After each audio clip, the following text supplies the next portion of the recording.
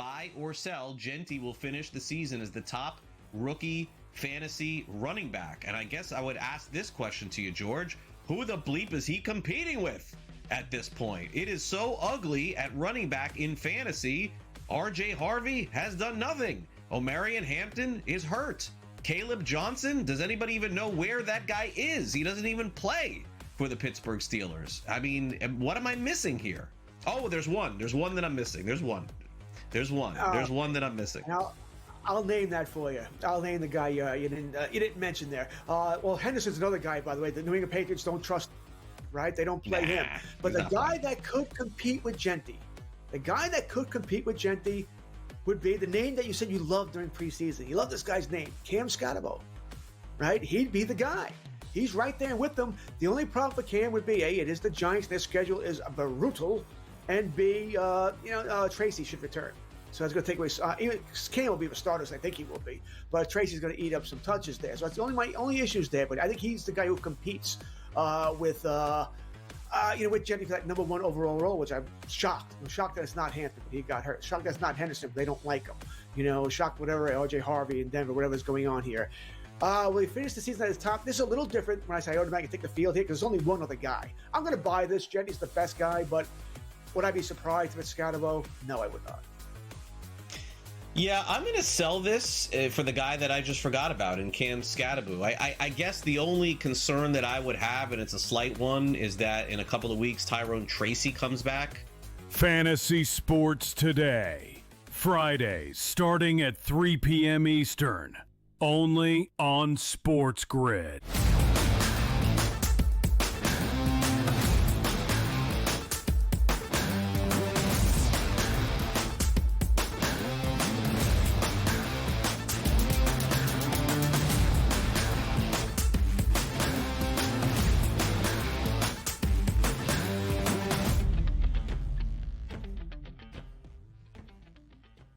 It's a Thursday on the early line right here on the Sports Grid Network, 7 to 9 a.m. You pencil that in every morning. Why? Because it's Donnie Wrights out and it's Joe Ranieri, and we got you for these 2 hours to set up your Sports Grid day and understanding what happened last night, what's going to happen tonight, and also into the future this weekend. We're 1 day away from a football Friday and an exciting weekend, but how about this? We do have NFL football tonight from Los Angeles with the Chargers and the Vikings. We do have NBA action and hockey action and also college football. It seems to me on October 23rd, 2025, this is where you got to be right here, right now. Joe, the energy is high, and we're ready to get it started on the early line.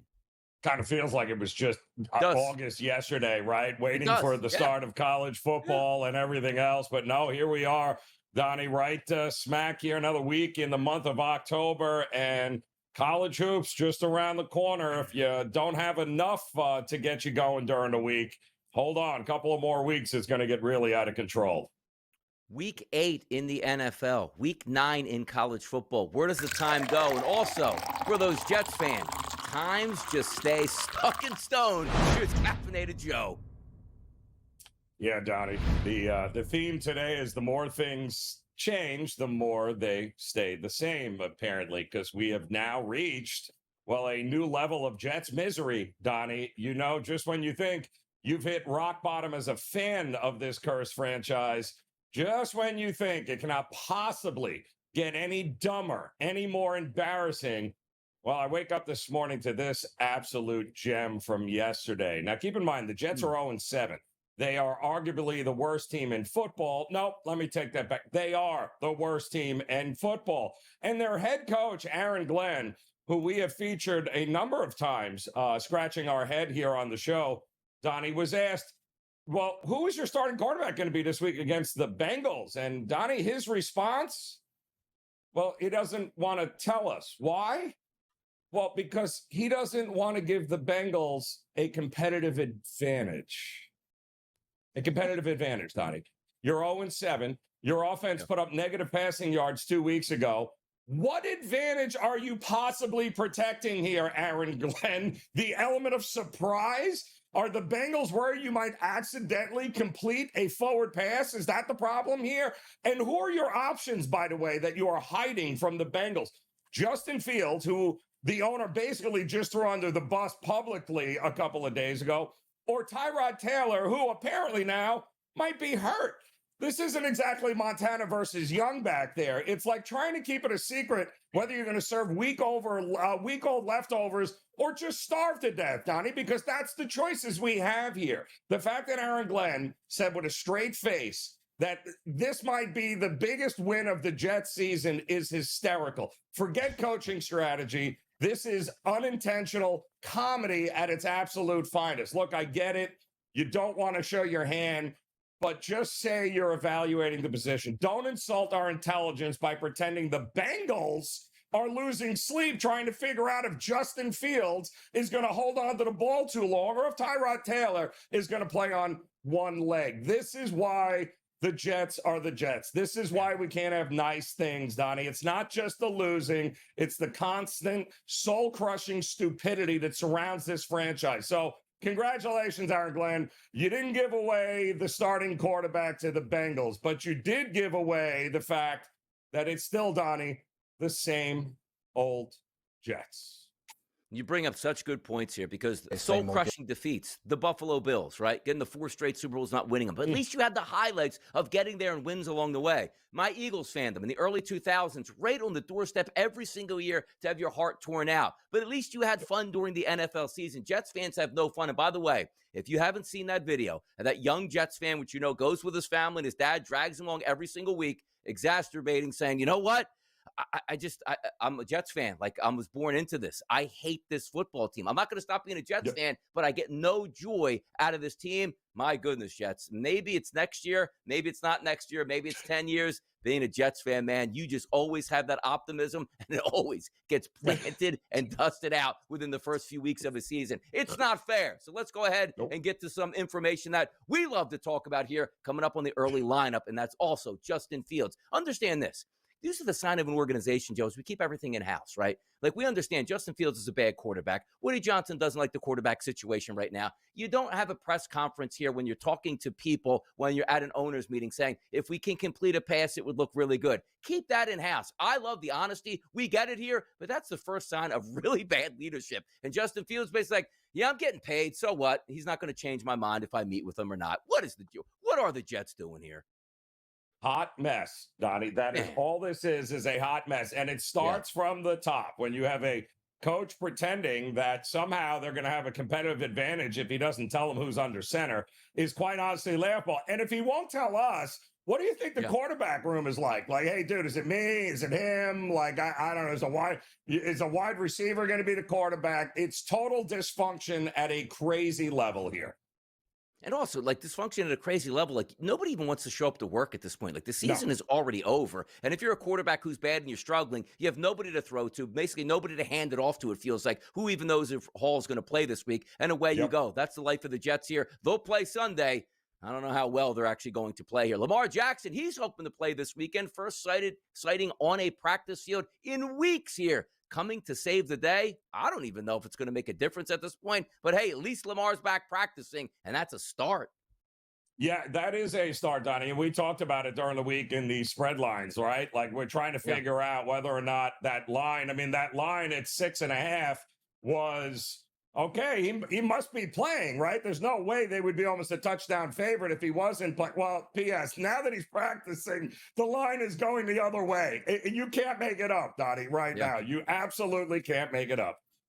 Injuries to the quarterback position here, and no stranger there for the Commanders. They won't even have Jaden Daniels this week going up against the Kansas City Chiefs. It's going to be Marcus Mariota. Hopefully, this young quarterback can come back sooner than later, but whenever we see an athletic quarterback hamstring injury, see how many weeks Lamar Jackson sat out? Let's hope it's not the same for Jaden Daniels.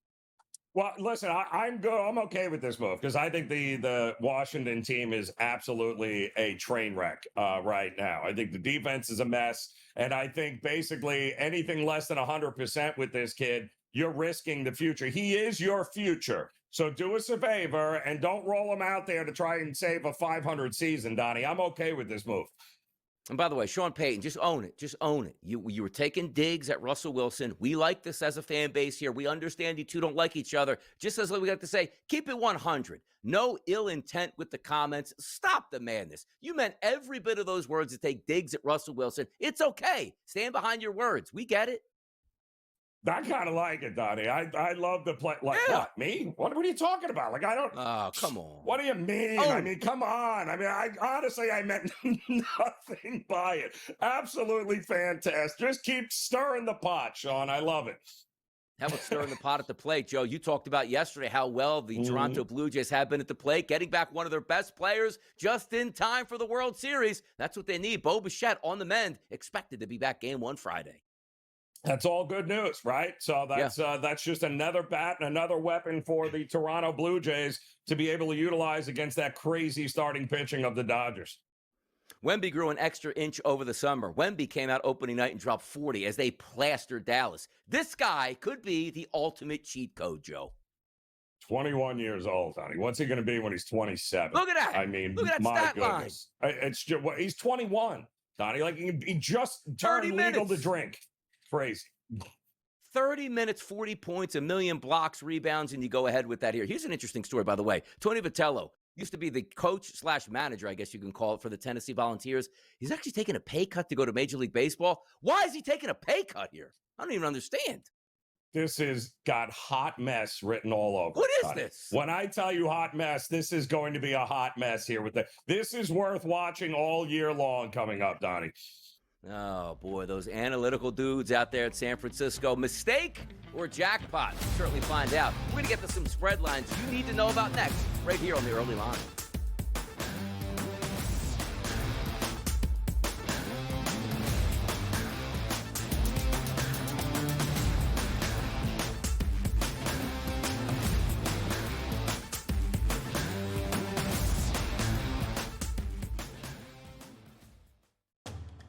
And sometimes your offense can benefit your defense. Yeah. They are going to need to sustain drives, I believe. They can't go 3 and out, 3 and out, 3 and out, and all of a sudden Price and Jeremiah Love are ripping your defense for 5 and 8 yards per carry. Otherwise, it's going to be a long day. So we'll see how this game plays out. I do favor the rushing attack and physicality of Notre Dame. The way they're running the football right now is as good as anybody.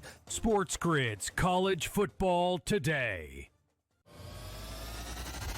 I think I just smiled for the first time in relation to this game. Yeah, my misery, right? My misery cost you a smile. That was the price. This game is like watching paint dry. I mean, 21-0 in the first half. We have no action in the second. Brian Thomas, glass house. The guy can't stay on the field. His stone hands today.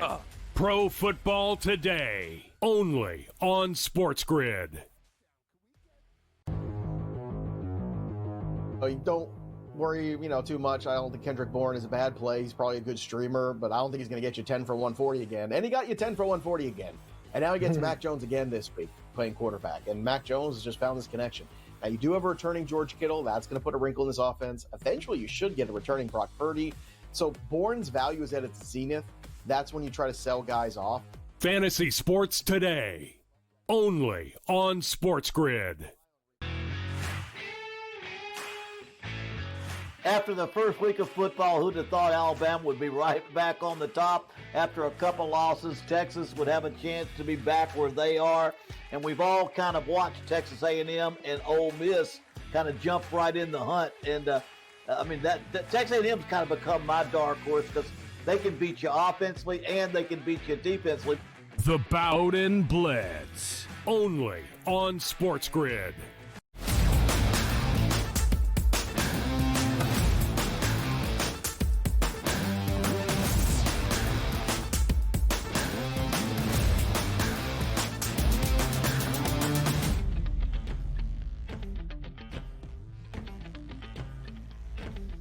Spread lines. It's that time of the day here on a Thursday edition of the Early Line right here on the SportsGrid Network. Donnie Wrightside along with Joe Ranieri. The information you need to know on some of the games that you might not being paid attention to. That includes Friday night, 7:30 p.m. Eastern, Joe. How about this game? Cal taking on Virginia Tech. It's still weird trying to say this is an ACC matchup, but it is. This line, Joe, look ahead, -3.5. I'm seeing 5.5 now as a favorite towards Virginia Tech and a total of under 50. Now seeing it over 50 here. The spread line for California and Virginia Tech is what, Joe?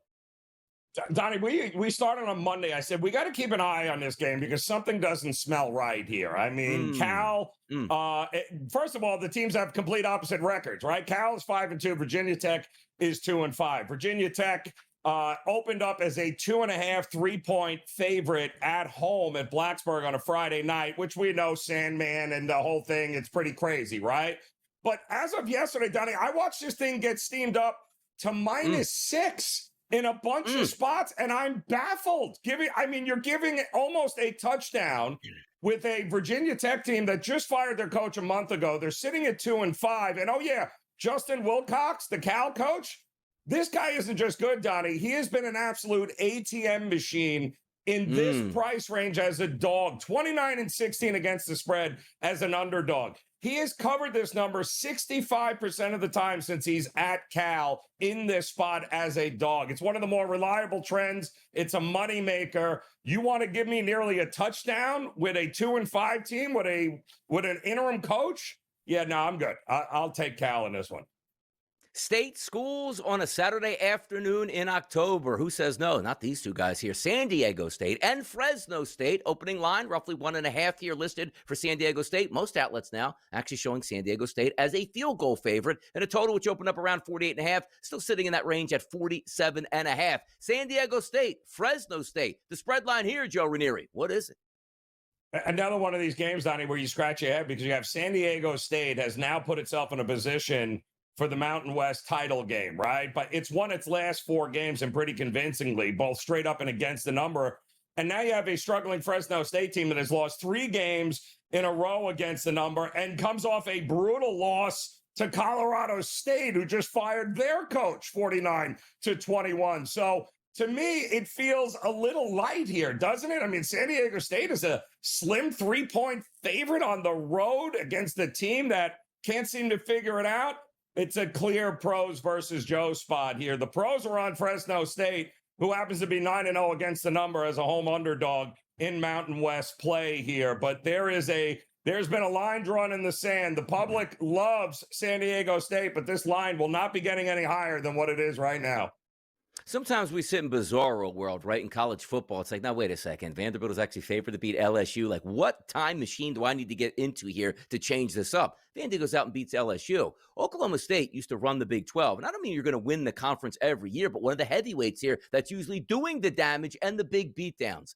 Take a look at this. Oklahoma State goes on the road to take on Texas Tech. That line sits today -37.5 with a total of 56.5. It's almost unbelievable to read that. Oklahoma State 1-6, fires their head coach.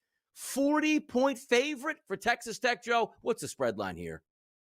Think about it, Donnie. 40-point favorite, and you said that total was 56.5. Are you kidding me here?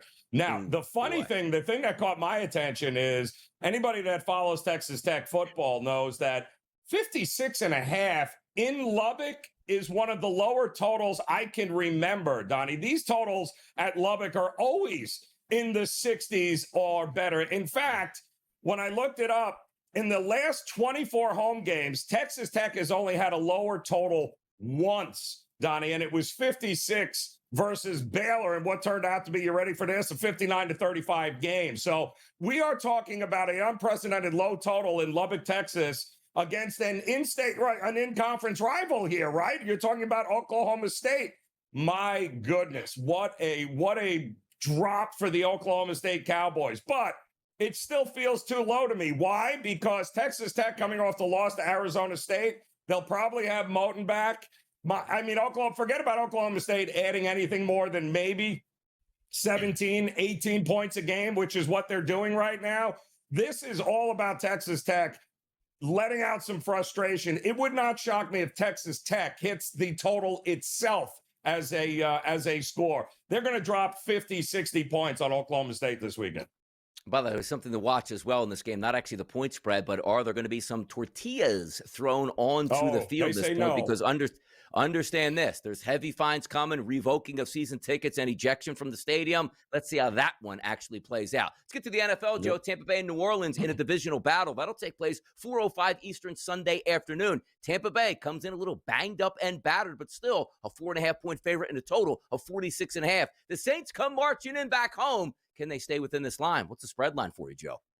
Well, this is a little strange, Donnie, because you thought, first of all, this number was a little light, right? You'd have the Bucs come in against New Orleans. New Orleans what did they do against the Bears besides turn it over 9 times? What are they going to do against the Tampa Bay Bucs defense? So this is a little strange to me here. So New Orleans, I thought for sure that opened up as a 5.5, even a 6-point underdog here. It makes absolutely no sense here, but the public seems to love Tampa Bay. 80% of the spread bets, Donnie, are laying it with the Buccaneers right now, and yet this line seems to be going the other way. Why is that?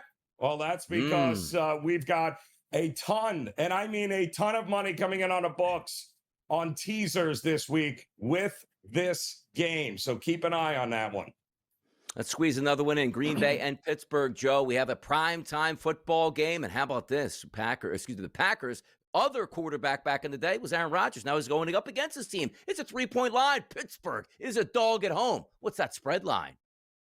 Well, it was 3.5, and this has been bouncing back and forth between 3.5. There is some liability here on Pittsburgh, especially anytime they get to that plus 3.5. The Steelers, rather, getting all the spread bets and all the dollars right now. Not a lot of love for the favorite Green Bay Packers on the road right now. This should be a fun one coming up in prime time.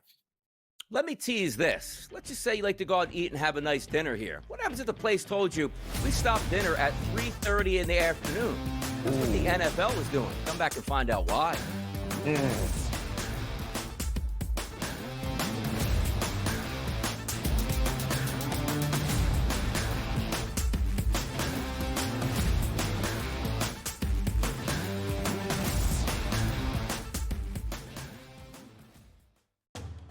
And sometimes your offense can benefit your defense. Yeah. They are going to need to sustain drives, I believe. They can't go 3 and out, and all of a sudden Price and Jeremiah Love are ripping your defense for 5 and 8 yards per carry. Otherwise, it's going to be a long day. So we'll see how this game plays out. I do favor the rushing attack and physicality of Notre Dame. The way they're running the football right now is as good as anybody. SportsGrid's College Football Today. I think I just smiled for the first time in relation to this game. Yeah, my misery, right? My misery cost you a smile. That was the price to This pay. game is like watching paint dry. I mean, 21-0 in the first half. We have no action in the second. Brian Thomas, glass house. The guy can't stay on the field. There's stone hands today. Pro Football Today, only on SportsGrid.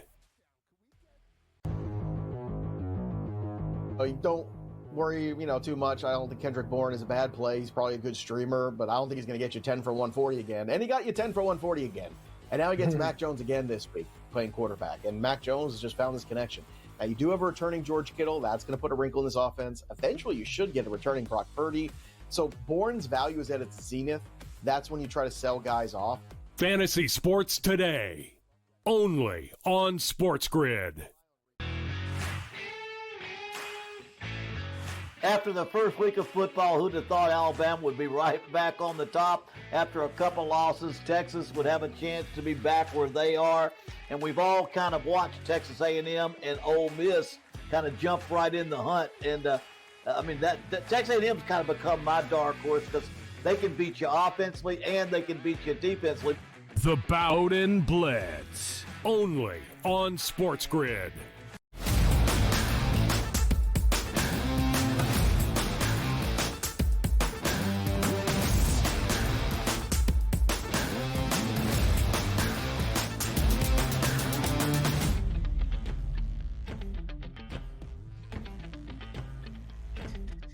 Somebody has to help me, and maybe it's my good friend here, Joe Ranieri. But when I look as I've owned businesses in the past, and you try to say to yourself, all right, how can I get the most people into the tent to make the most money possible and reflect well on my business and or my football team, my ownership, and or my ratings here, right? So, well, Donnie, what are you talking about here? Well, Monday Night Football has been interesting over the first couple weeks of the season, which every once in a while we used to get a doubleheader. It's like, okay, that's pretty cool. Let's watch it play out. But the NFL is sort of going in between of when we should put these doubleheaders on. And the same thing which the NBA does, which I'm going to get to my point in just a moment on the NBA and why they do it. But in the NFL, your goal here is how do you get paid? Let's make the ratings increase on a day-to-day, year-to-year, game-to-game basis. That's the goal. If you're drawing 1 million fans in 1960 on TV, now you're drawing 55 million. Look, hey, that's perfect. The line is always going higher. But somehow we figure it out where everybody, and I say this facetiously, lives primarily in the East Coastern, time range and Central, right? Mountain time zone, West time zone. There's people that live there, don't get me wrong, but the majority of your fans and your business is going to come from the East Coast. And also understand this, it's not a weekend, which all hands on deck, Friday night, Saturday night, put them on whenever you want. People should be able to watch because they have the ability to sleep in the next day. The NFL, for putting games on at 10 o'clock, when you literally cut 75% of your fan base and say, you can't watch this game. I wonder how if you are a Pepsi or Toyota or Visa and go, hey, man, you told me this is going to be action-packed, and maybe it is, but I'm trying to get the most eyeballs I can. Why did you tell me to take that 10 o'clock slot instead of the 7 o'clock slot? Well, case in point, this past Monday, 18.8 million people watched the Bucs and the Lions. 6.6 million watched the Texans and the Seattle Seahawks. Now, granted, you might say the better game was the Bucs-Lions, and I would agree. But if you're going to have two games stacked where at 10 o'clock, 75% of the Eastern time zone will not be watching that game, when if you just stagger started them, you would have everybody watching both of those games. And if you see the tweet that I have up, the extended was basically the initial 7-10 split this season was Bucs, Texans, Chargers, Raiders. 17.4 million people watched the Bucs and the Texans. 9.6 million watched the Chargers and the Raiders. And it's the same people you're fighting for. Joe, I don't understand this. Like, why do we put late games on at 10 o'clock where almost all of your fan base cannot watch? That cannot be good for business. Or am I missing something? Well, I think it's a necessary evil, Donnie, because if you've spent time out west in California, in Vegas, their entire lifestyle is totally different when it comes to sports, Donnie. I was never able to get used to the idea that sports were over by 7 o'clock at night, like 8 o'clock at night. Like, what do you mean? What are you going to do for the rest of the night? Us guys on the East Coast, Donnie, we're used to, all right, come 10 o'clock, 11 o'clock, games are over. That's good. We got to go to bed. We go to work. We start things. The West Coast is a different animal. I don't think you can ignore it completely. That's a 7 o'clock game out there, right? That's still 6-7 million people, Donnie, over there that may not be watching that 7 o'clock Eastern time game at 4 o'clock in the afternoon. So I think it's you're trying to appease everybody, but I just think it's a necessary evil for them. What else are they supposed to do?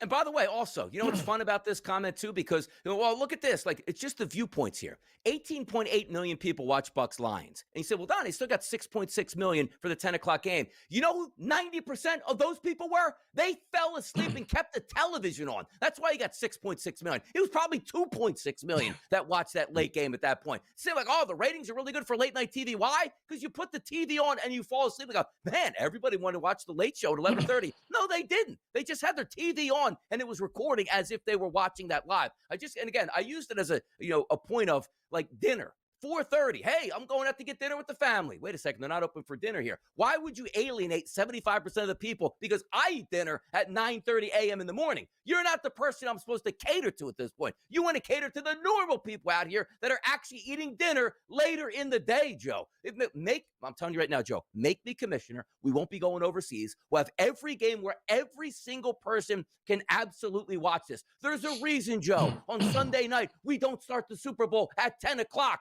Because it's suicide to do that to your ratings book when most people can't watch that game. That's all, Joe. I'm just trying to keep it simple. For the people is what we like to say.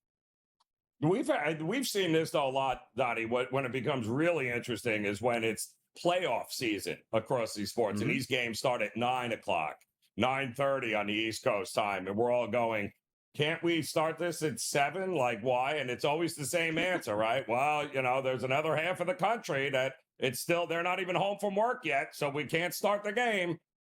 Exactly. Sounds a lot of like, the real life. Let's cater to the people that don't actually matter as opposed to the people that do matter.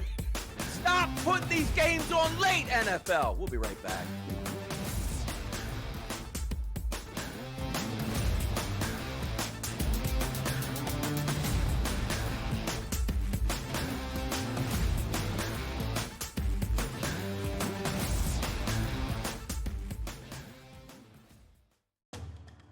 sometimes your offense can benefit your defense. Yeah. They are going to need to sustain drives, I believe. They can't go 3 and out, 3 and out, 3 and out, and all of a sudden Price and Jeremiah Love are ripping your defense for 5 and 8 yards per carry. Otherwise, it's going to be a long day. So we'll see how this game plays out. I do favor the rushing attack and physicality of Notre Dame. The way they're running the football right now is as good as anybody. SportsGrid's College Football Today. I think I just smiled for the first time in relation to this game. Yeah, my misery, right? My misery cost you a smile. That was the price to This pay. game is like watching paint dry. I mean, 21-0 in the first half. We have no action in the second. Brian Thomas, glass house. The guy can't stay on the field. His stone hands today. Pro Football Today, only on SportsGrid. Don't worry, too much. I don't think Kendrick Bourne is a bad play. He's probably a good streamer, but I don't think he's going to get you 10 for 140 again. And he got you 10 for 140 again. And now he gets Mac Jones again this week playing quarterback. And Mac Jones has just found this connection. Now, you do have a returning George Kittle. That's going to put a wrinkle in this offense. Eventually, you should get a returning Brock Purdy. So Bourne's value is at its zenith. That's when you try to sell guys off. Fantasy Sports Today, only on SportsGrid. After the first week of football, who'd have thought Alabama would be right back on the top? After a couple losses, Texas would have a chance to be back where they are. And we've all kind of watched Texas A&M and Ole Miss kind of jump right in the hunt. And, that Texas A&M's kind of become my dark horse because they can beat you offensively and they can beat you defensively. The Bowden Blitz, only on SportsGrid.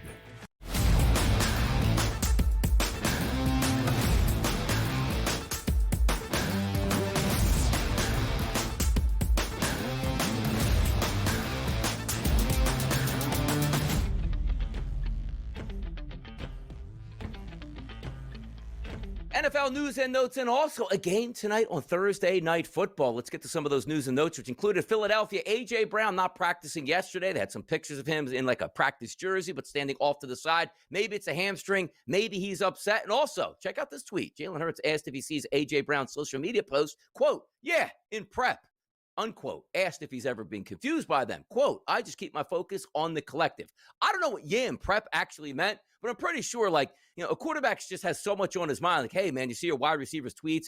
Yeah, I see him. What's the big deal? I mean, come on now. I love the press, but there's certain press buttons here just to make people upset. I can't have that with my quarterback. That's my quarterback, Joe. That's all they do, right? Though, Donnie, that's their job, is just to push as many buttons and see if they can get a reaction as possible. But, sometimes, listen, when there's smoke, there's fire, but not always, Donnie, not always. No, certainly. How about where there's smoke, there's fire? Aaron Rodgers can say what he wants. He's an interesting individual, and he's saying it's not really a revenge game. Are you kidding me? You telling me right now that Aaron Rodgers isn't at home being deviant right now, going I can't wait to slay this beast in Green Bay and rub it in their face. But on the surface, he's saying it's no big deal. Check out this video. Again, it would feel different if it was going back to Green Bay. But I have a lot of love for the organization. But, if we were playing Lambeau, that would be a little different feeling for sure. What are your emotions heading into Sunday? Just excited about the game. How close are you with some of the guys? There's not that many guys left that were there when you were Ain't that many guys, yeah. I don't know many of the guys over there. The guys I talked to, and I was looking at my phone, I got a text from the photographer, Evan, I love. The nutritionist, Adam, hit me up yesterday. My longtime buddy, Nate, one of the trainers, hit me up Monday. So I was with those guys for the majority of the 18 years, with Evan for about 12 to 15 and Adam for about the same and Nate for 18 and some of the equipment guys for a long time. Flea, Brian, the head trainer for all 18. So a lot of great relationships over there. NFL players don't live the same life as we, Joe. Hey, man, shout out to my personal cameraman that used to be there. Shout out to my nutritionist. Shout out to all of my trainers that helped me all throughout the years, man. But by the way, he could say whatever he wants. This game means everything to him. How about that? Yeah, it'll be interesting. I mean, certainly if he wins this game, and I kind of agree with him that it really would have been cool if it was in Lambeau, because I would have loved to have seen the reaction from the fans at Lambeau if he was in there beating him. I think his answer would have been a little bit different had he had to go to Lambeau for it. But I guess in Pittsburgh, it won't feel as revenge worthy. But make no mistake about it, he wants nothing, and everything to do with beating the guy that they basically pushed him out for. Exactly. When you get pushed out of a job that you never thought you'd get pushed out of here and you thought you were calling the shots, it's always personal, and it's never just business here. But it'll get business and personal. We'll see that game in prime time. It should be a fun one to watch. Baker Mayfield coming off a loss there to the Detroit Lions. They got banged up and injured, and so did he. Now, granted, this is one of the toughest dudes you're going to find in the NFL. He is going to play this weekend. But how about this? Officially limited in practice because of a knee injury. Teddy Bridgewater, teethies. Didn't practice. What does that mean? He's getting a new grill? Did he get a tooth pulled? What happened?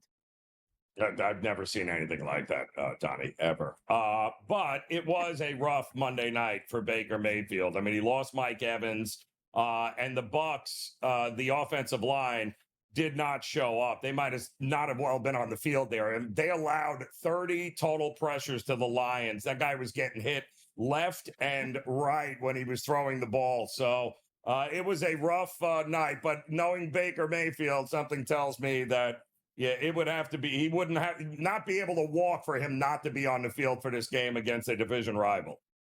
Exactly. He'll be back out there. Now, it is a game on turf, and it's a back-to-back road game, a tough situation. You just played on a primetime game, short work week. He'll be out there playing football. You know what's going to be out there playing football tonight? Yeah, it's Minnesota, and it's Los Angeles. That's the Chargers and the Vikings tonight. Carson Wentz will be under center going up against Herbert. This line, Joe, all throughout the weeks, 3s, 3.5s, primarily now sitting at 3.5, the total at 44.5. Keep an eye on this one.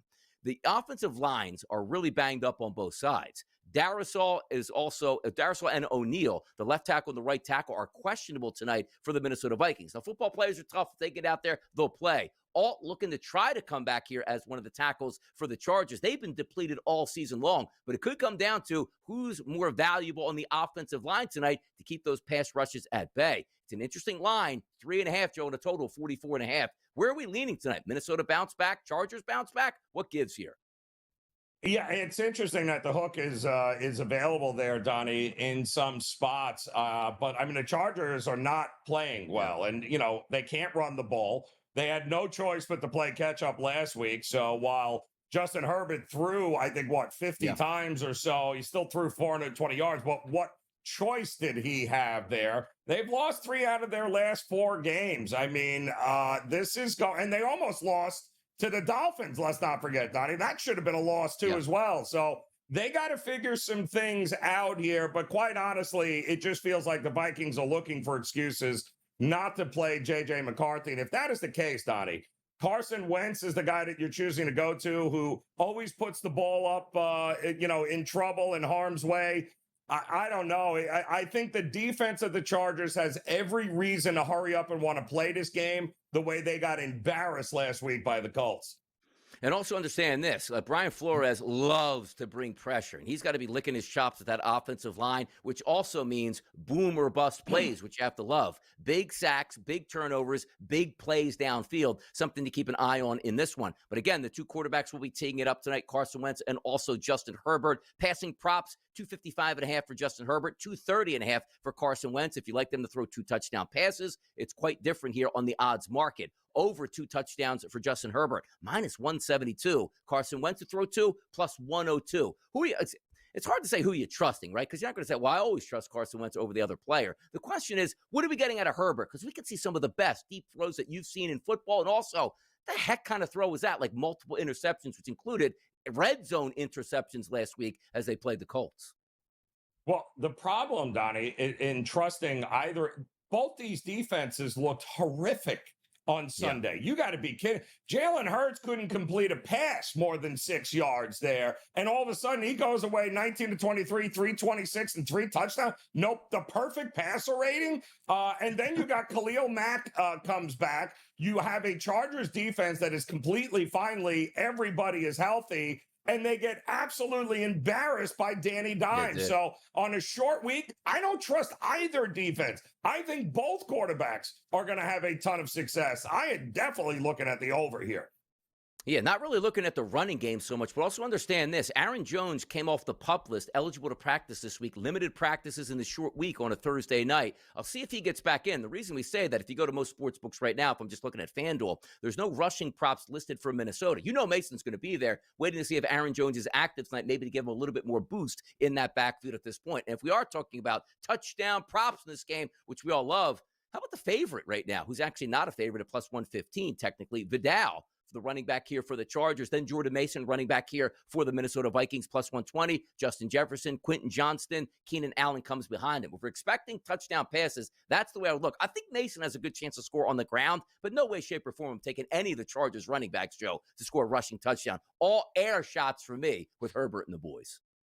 They are the worst red zone offense in the NFL, Donnie, and they have been now for over a month. Why? Because they have no running game.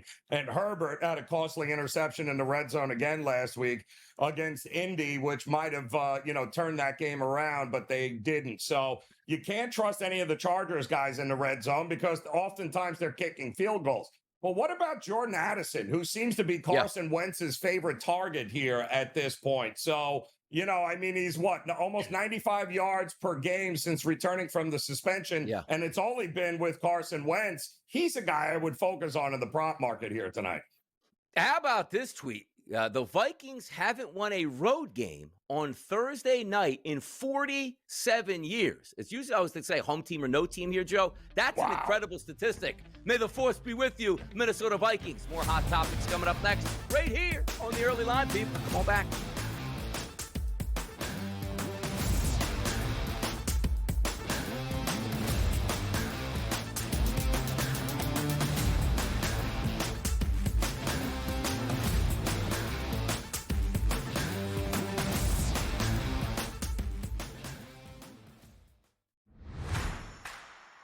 The best part about it is that they're just going about handling their business. I was listening to Arvell Reese and his literally like 5-word sentences about himself and some of the things that Caleb has been talking about. The dudes are just so locked in here about just doing their job and not worrying about all the other things and awards. They know all those happen when you go win and you win decisively. The Bobby Carpenter Show, only on SportsGrid. Baker Mayfield is the most important player on the Tampa Bay Buccaneers, and they are in first place right now, looking dead in the eye of home field advantage throughout the playoffs. They played a bad division. They're going to win a lot of games, and they're the best fourth-quarter team, or at least the 2-minute warning team in all football. So, don't sleep on that. The Craig Carton Show, only on SportsGrid.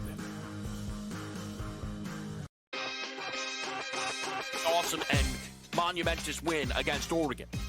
Texas has saved their season. Texas has given themselves life to potentially crash the college football playoff party. For OU, a loss to Texas shouldn't be the end of your season. And yet with that remaining schedule, it feels like it could be. Books certainly pricing it that way. A lot of movement off of the Red River rivalry. Game time decisions, only on SportsGrid. Paige or Caitlin? Who do you take and why? I think for the WNBA, in a sense where they're moving toward more guards when it's been very post and big heavy in the past. But there's a reason why Caitlin Clark set all those records at college and then went into the WNBA and set all those records immediately. I really do think she's just a different level talent. Betting above the rim, only on SportsGrid.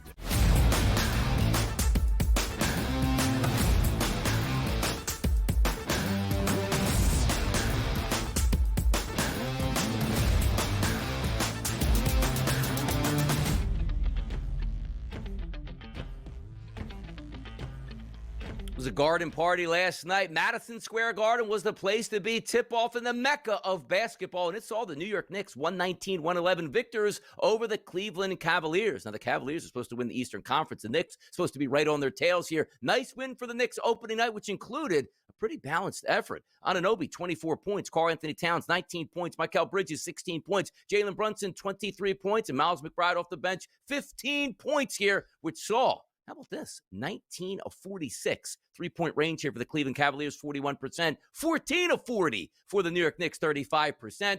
Away they go. Victors, the New York Knicks. Hey, could be their year this year, Joe. Could be. Yeah, we were told Cat wasn't playing in the middle of the afternoon yesterday. And then all of a sudden we were told, nope, yep, he's available to play. So he's dealing with some sort of issue there, I believe, a knee issue, but he was able to go out there and get it. And go figure, Mike Brown and the Knicks, they looked a little bit different last night. They got contributions, like you said, Donnie, you read it off, up and down the roster here last night, which is great because last year they had no bench. They didn't have Mitchell Robinson last night. They didn't have, Hart last night. So they had a lot of guys step up and play big minutes. And the Cavs just looked about as uninterested, but they didn't have Garland either. They were missing a few guys on the floor last night. But all in all, great job by the Knicks to start the season off with a win in front of the Madison Square Garden home crowd.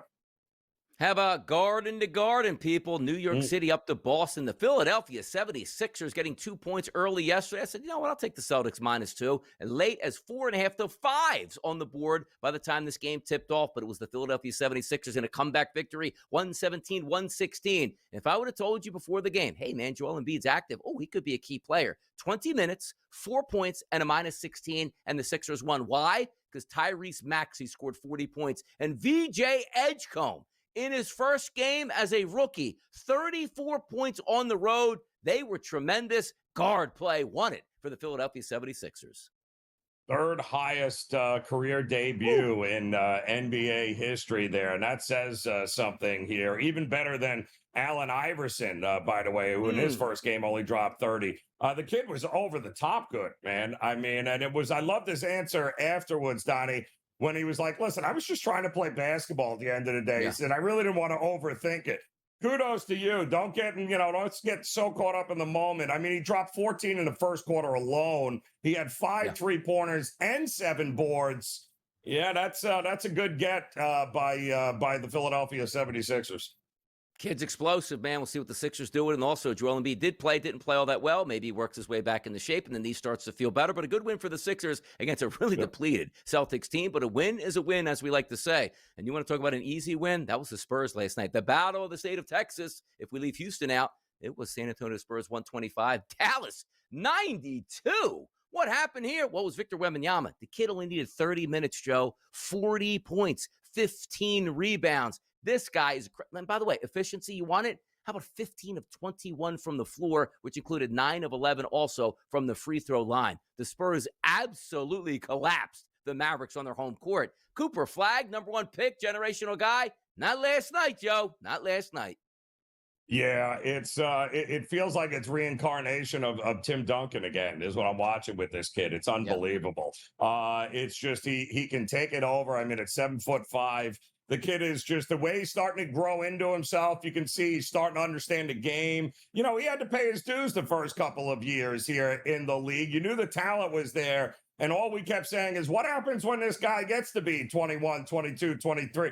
Well, we're starting to see it. If this is any indication of what is possible, the kid is 21 years old, Donnie. What is this kid going to be at 25, 27 when he starts to roll into his prime? The kid is unstoppable. And if Cooper Flagg, listen, you know, there's some things to figure out there.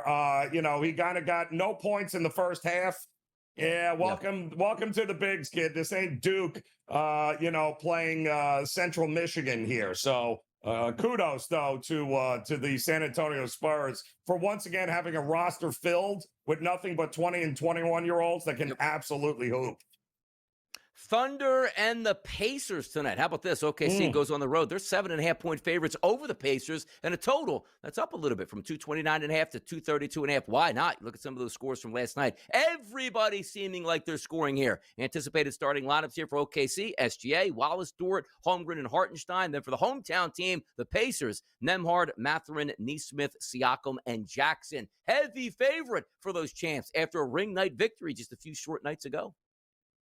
Yeah, but unfortunately, this will not resemble anything that we saw in the finals. It's still hard to believe that we got 7 games last year, again, with these two teams in the finals here. But obviously, the Pacers, no Tyrese Halliburton for most of the year.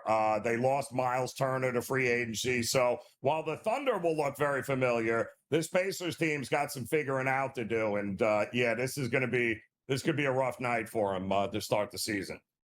Yeah, interesting to see if Oklahoma City actually has anybody on a rest appearance. Say, hey man, we just played 2 nights ago and opened up the season. Some of these guys are already banged up, out of shape, and we're gonna have a minutes restriction on those guys. Hopefully not, but that line tells you Oklahoma City should be there to play and should win that basketball game. Late night action, 10 o'clock start. The Denver Nuggets here.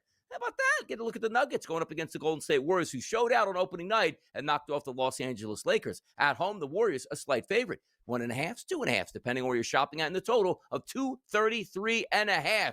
The old school Warriors at home against the Nuggets, Joe. What do you think with this light line?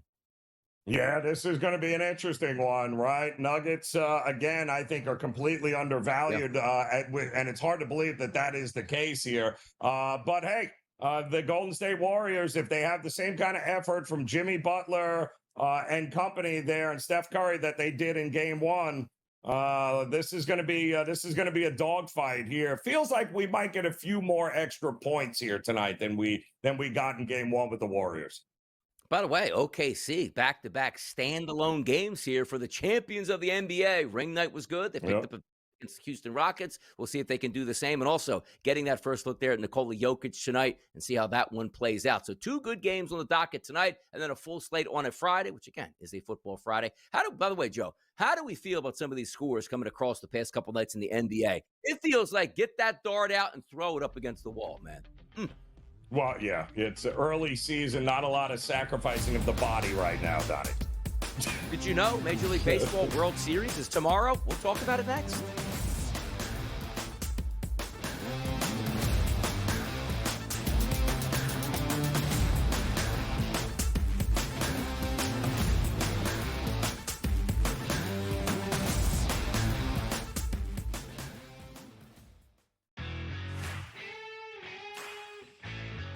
After the first week of football, who'd have thought Alabama would be right back on the top? After a couple losses, Texas would have a chance to be back where they are. And we've all kind of watched Texas A&M and Ole Miss kind of jump right in the hunt. And, that Texas A&M's kind of become my dark horse because they can beat you offensively and they can beat you defensively. The Bowden Blitz, only on SportsGrid. Better bets, $90,000, FanDuel, New Jersey, LA. Oh, it must be some sharp hockey better. Yeah, or a rich kid with nothing better to do on a Tuesday night. You know what I mean? Yeah. That is funny.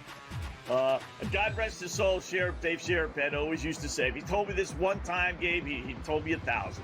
It's not how much someone bets that moves line, it's who's bet. In-game live, only on SportsGrid. I think they are fringes. Yeah, that might be a push. That's a preference thing, I think. Do you want to be in the SEC? Do you want to live in Happy Valley versus Norman? Maybe you can go down to Texas. I would take Norman. Well, to go down and get talent out of Texas. Yes. But I think you got to have alumni, president, athletic director that are all on board and committed to winning. And you need to have a fan base that shows up in sports. The Bobby Carpenter Show, only on SportsGrid. Football contest season is back, and so is the Las Vegas Football Contest Show. Season 2, the sharpest football contest show in the land. Focusing on all 3 Circa Sports contests and the Westgate Superbook Super Contest, we handicap the games and release our contest picks every week of the season. Featuring Super Contest champions Brady Cannon, James Salinas, and former NFL player Mike Pritchard, all team will have you prepared this season like none other. Check us out every weekend right here on SportsGrid.